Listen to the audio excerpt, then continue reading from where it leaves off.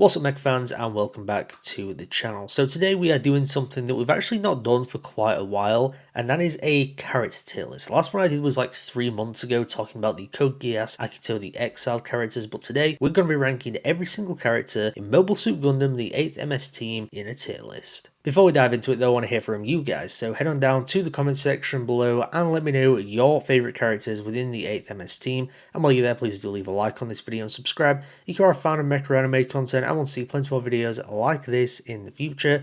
And without further ado, let's get into the tier list. You guys know the drill. As per usual, we've got S, A, B, C, and D tier. I haven't included an F tier because I don't think there's really like truly F tier characters here. Starting off with the 7th MS team. I forgot what this character is called, but I guess he's just kind of representing that. And essentially the 7th MS team within this series just serve as kind of set to bicker with the 8th MS team, to not necessarily pose a threat to them in terms of the war, but I guess just in terms of them personally and morale and all that kind of stuff. And they serve that purpose well. None of them are like characterized at all though, and they are just simply there to kind of annoy our team and, you know, add a little bit of conflict outside of the actual action sequences and fighting Zeon. For me personally, this is an easy D tier, probably like the worst set within the series. They serve their purpose fine, but there's really nothing to them as characters. Next up though, someone who does have a lot of character to them, and that is Aina. Obviously, a lot of what makes her character is her relationship and dynamic with Shiro,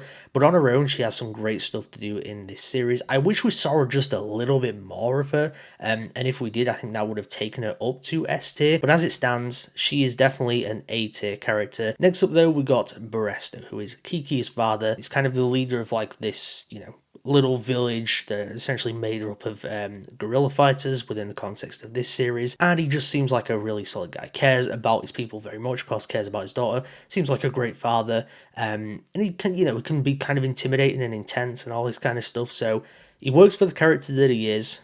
Maybe we could have seen just a little bit more of him and his, you know, relationship dynamic with Kiki, which we do see a little bit, but I wish we saw just a little bit more to flesh it out. For where he is in the story, for where he is in the series, I think he's fairly solid, but there's obviously a lot better characters than him. So we're going to go in C, but I think he'll remain pretty high up there. Next up, we got Bone Bust, one of the Zeon soldiers who kind of has a little mini rivalry with Shiro for like a couple of episodes or whatever. It's just a great representation of just someone who is a very genuine person within Zeon, follows their ideals and all that kind of thing, but he's not like this, you know, evil being or anything like that. Just comes across as a very normal guy caught up in a war, caught up into a very specific side, and I do like his, you know, dynamic with Yuri and all this kind of stuff, particularly the action sequence involving him I think is really cool as well. Yeah, I'm going to go C tier again. I think I like Barresto just a little bit more. Moving on though, we finally got a member of the 8th MS team itself, and that is Eledore. He's kind of like the comedic relief of the 8th MS team, and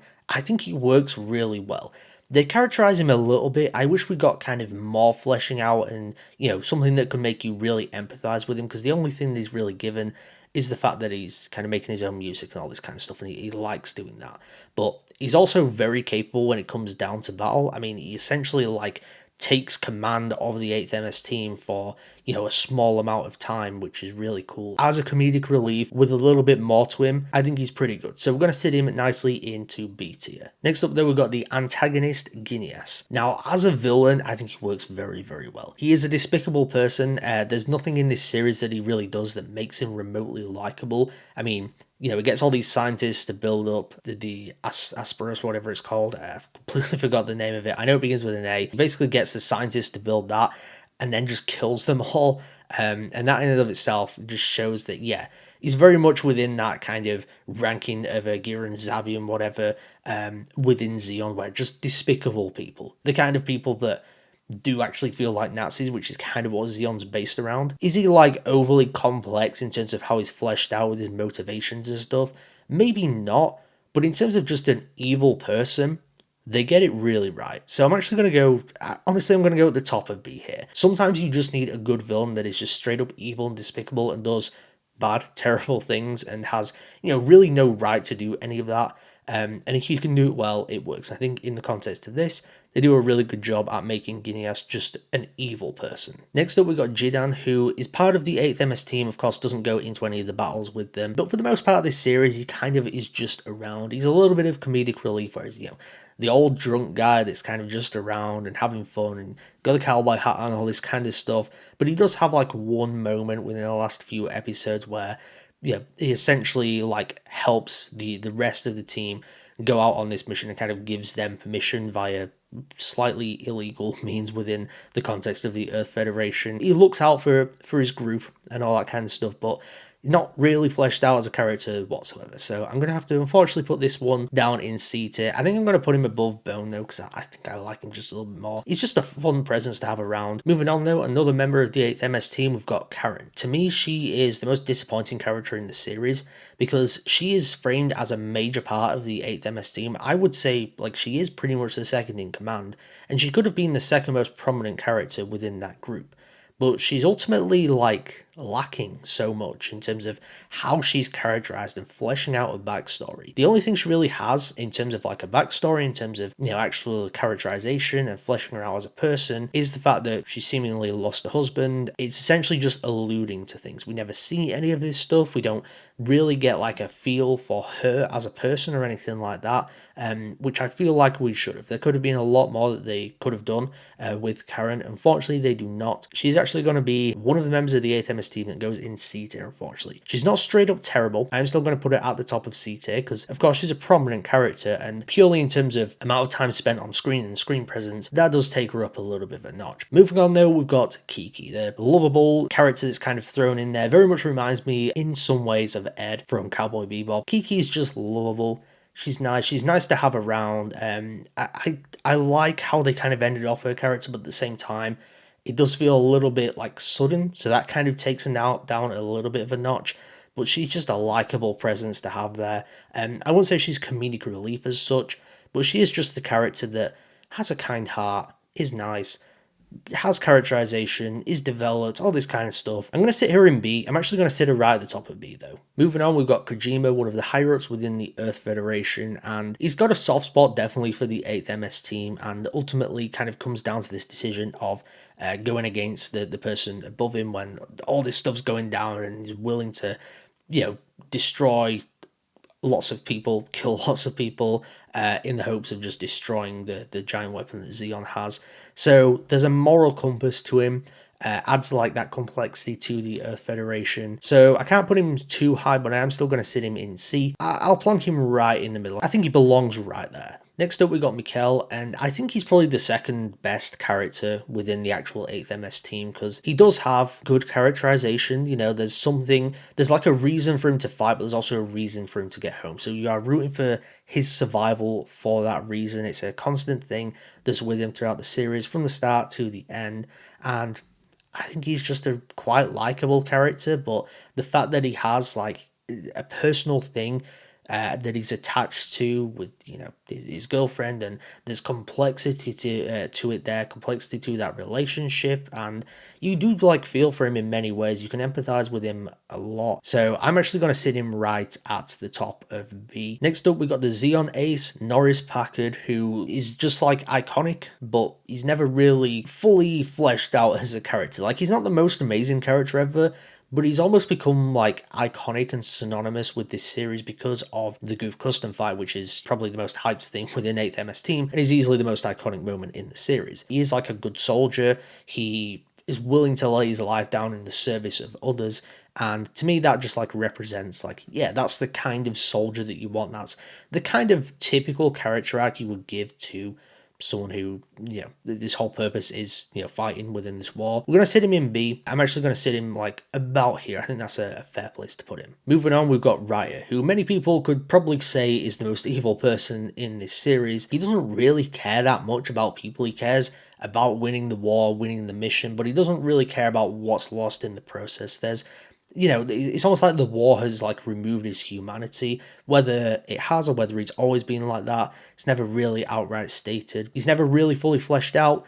He's just kind of the representation of evil and, you know, corruption through war within the Earth Federation. I am going to put him in C. I think I'm going to put him right here though. Moving on to one of the last members of the 8th MS team, we've got Sanders. Now, I really like this character to start with. The first 3 episodes, he's kind of got this character arc or like subplot that's going on where he believes that he's cursed. He believes that, whenever he's going out in battle, his teammates are dying because of him. Everyone is kind of aware of this, so you just have like good conflict within him, good like personal inner conflict where, yeah, like he doesn't want to lose his team, but he kind of feels like he's cursed in many ways. That's a great character arc to have, and it probably could have lasted throughout the whole series. They could have done a lot with it, but they do wrap it up within the first few episodes, and after that, I felt like the series didn't really know what to do with him because he's just kind of around then.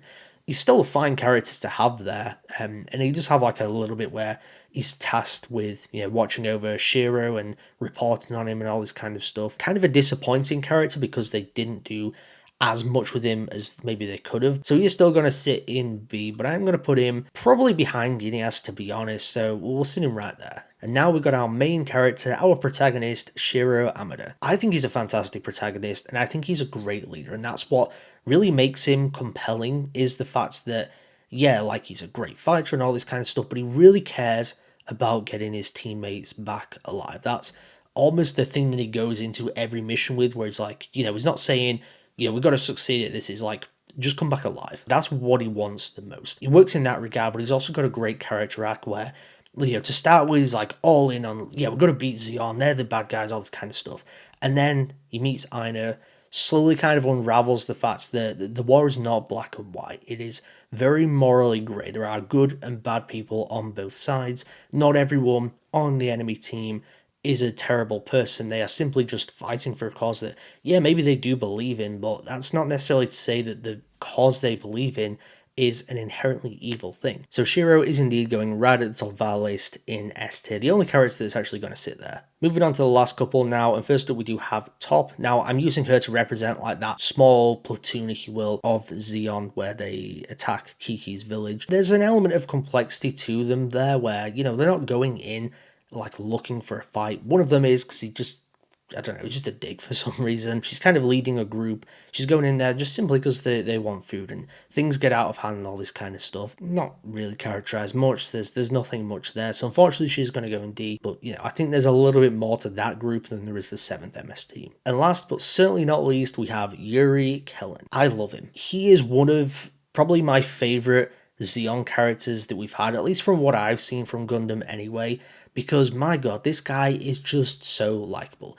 Crazy looking hair. I mean, in many ways he looks like a very tall Wolverine, which is quite funny, but also he truly cares about his people. And I think that's very important, when you have someone in a general position like this, you want him to feel really human. You want him to form this bond and connection with his soldiers, and we don't really see that a whole lot in media done well, I don't think. But it's done so well here, and Yuri, like I said, he's just such a likable character. There's really no complaints with him, and the fact that he's not really in the series that much, but still manages to make such an impression, especially on me anyway, gotta give props to that. So I'm actually gonna put him up in A. Now again, I know he's very much a side character and doesn't have too much involvement in the series. I mean, if he can make an impression with that amount of screen time, that is a damn good thing. There we have it though, that is my tier list ranking every single character within Mobile Suit Gundam, the 8th MS team. I'll throw it up on screen for you guys so you can take a good look of it. Of course, in S tier, we do have Shiro, and then we've got loads of other characters which, like I said, you guys can see on screen now, so I'm not going to read them out. Before I get out of here though, please do leave a like on this video and subscribe if you are a fan of Mecha anime content and want to see plenty more videos like this in the future. Also, like I said earlier, head on down to the comment section below. Let me know your favourite characters within the 8th MS team. If you want to rank them like I have, feel free to do so. But if you want to let me know your like top 3, top 5, that's cool as well. Stay tuned because I will have a Mobile Suit tier list for the 8th MS team, along with some other Gundam rankings and various other Gundam videos to come very soon. Thank you once again for tuning into Mecha Chat today. I'll see you guys next time.